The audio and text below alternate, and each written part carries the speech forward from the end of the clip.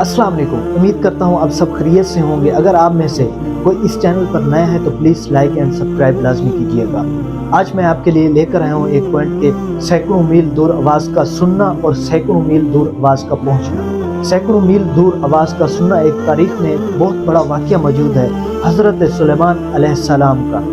एक दफ़ा आप हज़रत सुलेमान अलैहिस्सलाम अपने लश्कर के साथ जा रहे थे तो 3 मील दूर एक चींटी की आवाज़ सुनते हैं जो कि बहुत ही कम आवाज़ होती है, एक आम आदमी नहीं सुन सकता। उनकी आवाज़ सुनी जो कि अपनी चींटियों की मलका थी। वो अपनी चींटियों से कह रही थी कि ऐ चींटियों, अपनी बिल्लों यानी अपने घरों में छुप जाओ, कहीं ये ना हो कि बेखबरी में सुलेमान अलैहिस्सलाम का लश्कर तुम्हें कुचल डाले। तो हज़रत सुलेमान अलैहिस्सलाम ने उनकी ये आवाज़ 3 मील दूर से सुनी और आपने अपने लश्कर को रोक दिया और फरमाया कि वो चूंटियाँ अंदर चली जाएं, फिर अपना लश्कर आगे जारी करेंगे। तो इसी तरह सैकड़ों मील आवाज़ का पहुँचना, सैकड़ों मील दूर आवाज़ का पहुँचना।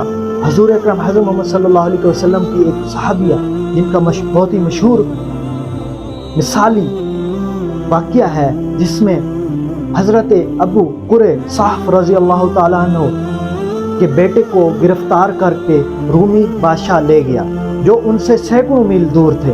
तो उनकी तरबियत का ये आलम था कि आप जब नमाज का वक्त होता तो अपने शहर अस्कलान और मुल्क शाम के किले की 4 दीवारी पर चढ़कर फरमाती कि ऐ बेटे, नमाज का वक्त हो गया है।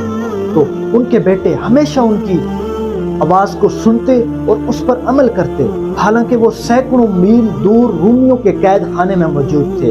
अल्लाह अकबर। और आज लोग कहते हैं कि हज़ूर अकरम सल्लल्लाहु अलैहि वसल्लम गैब का इल्म नहीं जानते और दूर से आवाज़ नहीं सुन सकते। पता नहीं कैसे लोग हैं। अल्लाह पाक हमें इन लोगों से महफूज रखे, आमीन। अगर आपको ये वीडियो पसंद आई है तो प्लीज़ लाइक शेयर लाजमी कीजिएगा। मिलते हैं इंशाल्लाह नेक्स्ट वीडियो में, तब के लिए अल्लाह हाफ़िज़।